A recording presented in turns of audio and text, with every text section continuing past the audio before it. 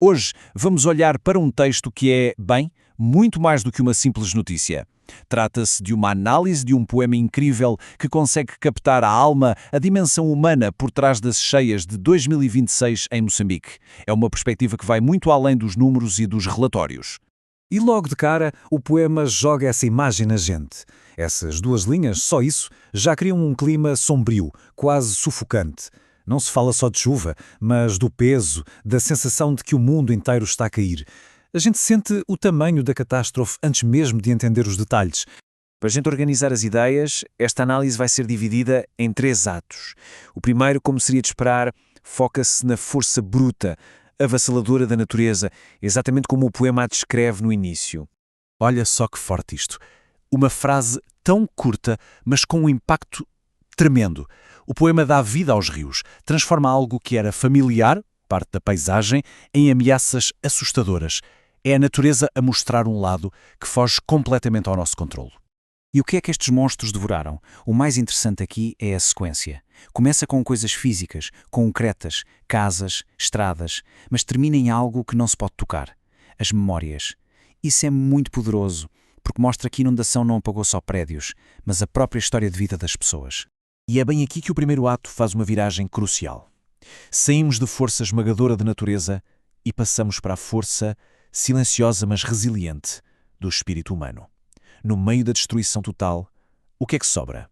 Não é nada material, é a esperança.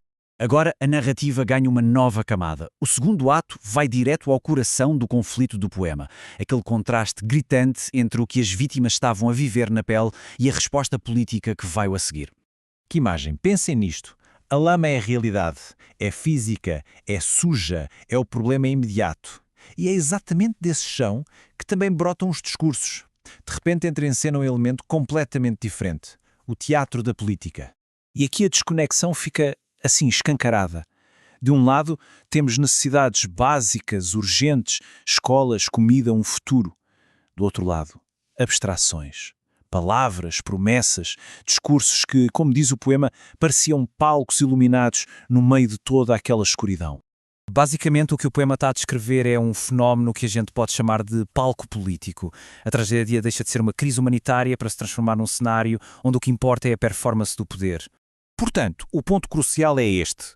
A energia é desviada. Enquanto alguns políticos tentam passar uma imagem de controlo e outros usam a crise para atacar os adversários, a luta de verdade, a única que importava, a luta pela sobrevivência, essa ficava em segundo plano. Chegamos então à secção final, o terceiro ato, o eco da tragédia. Aqui, o poema reflete sobre o que fica para sempre e, principalmente, o que acontece quando as câmaras vão embora e os políticos desaparecem.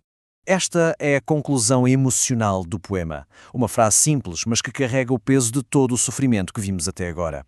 Só que este choro, como vamos ver, não foi por uma coisa só. O poema estrutura esta dor coletiva em 3 partes.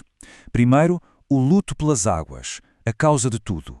Depois, o luto pela dor, a consequência humana. E por fim, talvez o mais cortante de todos, o luto pelo silêncio que se instalou depois de tudo. E que fique claro, este não é um silêncio de paz, é o silêncio do vazio. É o que fica quando as promessas se evaporam e a atenção do mundo simplesmente muda para a próxima notícia. É o silêncio de quem tem de recomeçar, sozinho. E no meio desse silêncio todo, um único som permanece, o do rio. O poema usa-o como um lembrete de uma verdade fundamental.